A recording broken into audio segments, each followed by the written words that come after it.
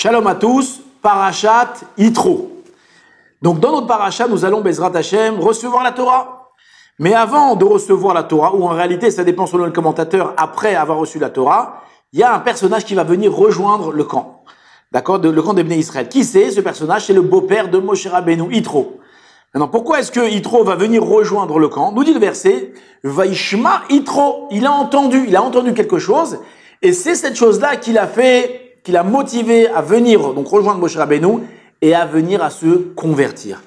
Qu'est-ce que Yitro a entendu qui l'a poussé à venir se convertir et faire partie part entière du Am Israël, du peuple juif? Alors Rashi, en réalité, répond à ces questions. Mashmoa Uba, ce qu'il a entendu et il est venu. Nous dit Rashi, deux choses il a entendu. Première, Kriyat Yamsouf. Deuxième chose, Milchemet Amalek. Donc première chose, la traversée de la mer. Et la deuxième, la guerre avec la tribu de Amalek. D'accord? Comme on a vu, ces deux événements, on les a vus dans la paracha précédente, Parashat Beshalach. Beaucoup de commentateurs se sont efforcés à comprendre le lien qu'il y avait entre les deux choses.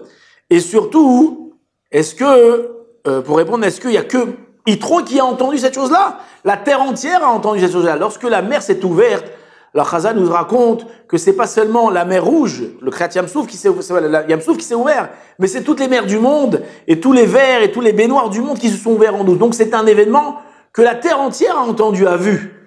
Et pourtant, le seul qui est venu, le seul qui a réagi de ce miracle extraordinaire, c'est Yitro. Et la deuxième chose, c'est Milchemet Amalek.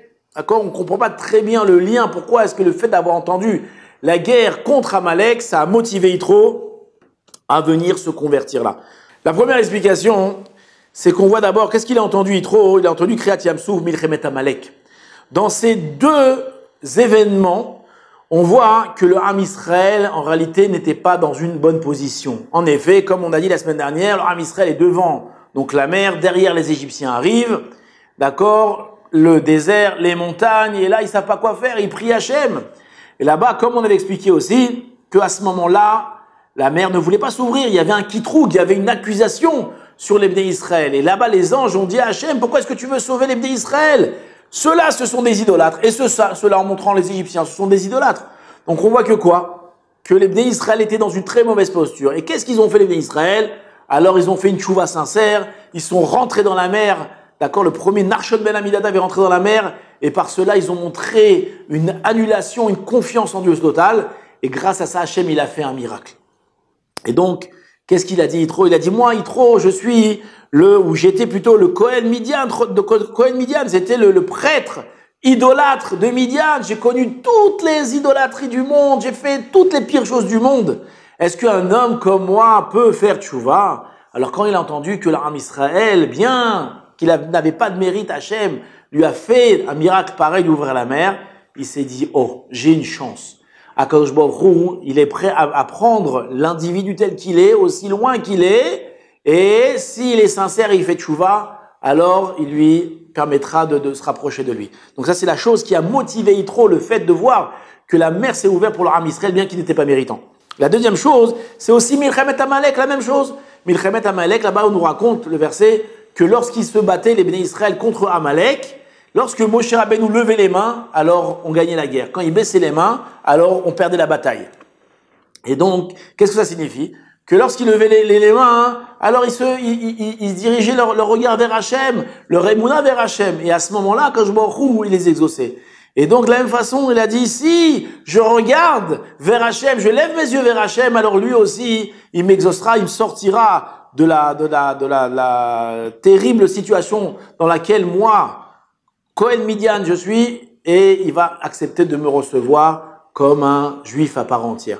Et donc, c'est ces deux choses-là qui l'ont motivé. Donc ça, c'était la première explication.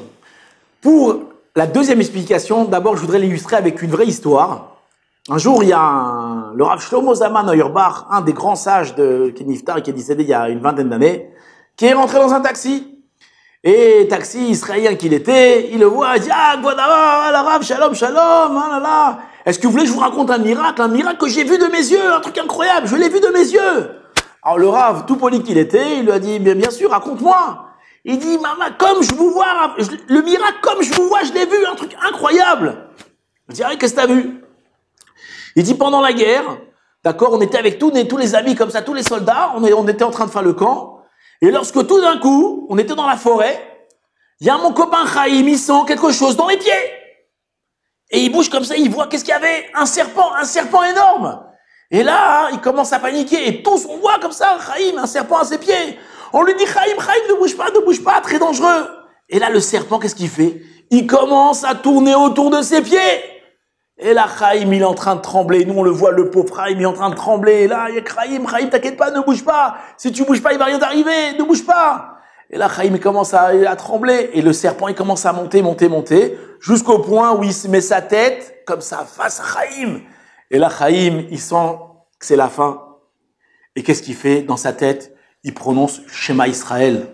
Avant de mourir, Shema Israël. Il dit que voilà, nous on l'a vu de nos yeux, on l'a vu devant nous, il était Chaim devant nous. Et il a dit Shema Israël. Et dès qu'il a dit Shema Israël, qu'est-ce qu'il a fait le serpent? Il est tombé et il est reparti. Incroyable, un miracle grave. Et vous savez ce qu'il a fait Chaim? Vous savez ce qu'il a fait Chaim? À la main, comme immédiatement, il a fait tchouva. Aujourd'hui, vous voyez, c'est un religieux avec une barbe et un chapeau. Il a fait tchouva de ça. Et le Rav, il entend donc cette histoire du tchouva d'Axi, il dit incroyable. Et il lui dit, dis-moi, et toi, tu as fait tchouva? Il dit, moi? Ah, pitom, qu'est-ce que vous racontez, Rav? Le serpent, il n'est pas venu chez moi. Le serpent est venu chez Chaim. Moi, je m'appelle pas Chaim. Donc, histoire sympathique. Qu'est-ce qu'elle veut dire? Il dit qu'en réalité, on peut voir un miracle. D'accord? On peut voir un miracle. Là, il a vu un miracle. D'accord? C'était pas sur ses pieds de son ami, mais le miracle, il l'a vu. Enfin, le miracle n'a pas la force de maintenir la tchouva de quelqu'un. Et c'est ce qu'il a vu, Yitro. Lorsqu'il a vu l'ouverture de la mer, il a dit, ah, miracle incroyable, c'est extraordinaire. Et donc, il croyait qu'il réussirait à vivre, à conserver cette émouna qu'il a reçue en voyant le miracle. Mais lorsqu'il a vu que Amalek est venu attaquer, il a dit, mais attends, eux aussi, ils ont vu le miracle. Et pourtant, comment ils osent attaquer le peuple de Dieu? Qu'est-ce qu'il a compris? Il a dit que le miracle en soi, il n'a pas une force de maintenir la émouna. Si tu veux maintenir ta émouna, tu as besoin de plus que ça. Et ça, il a compris de Amalek. Et c'est pour ça que Yitro est venu se convertir et renforcer sa foi en étudiant la Torah. Shabbat Shalom.